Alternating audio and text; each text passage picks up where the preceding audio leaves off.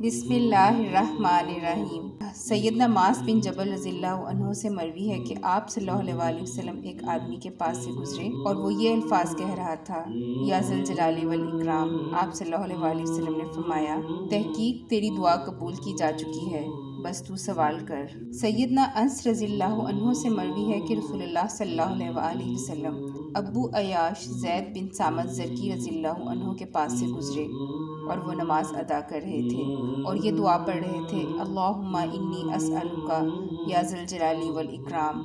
ए अल्लाह, मैं तुझसे इस वजह से सवाल करता हूँ कि तेरे लिए तारीफ़ है, तू ही माबूद बरहक है।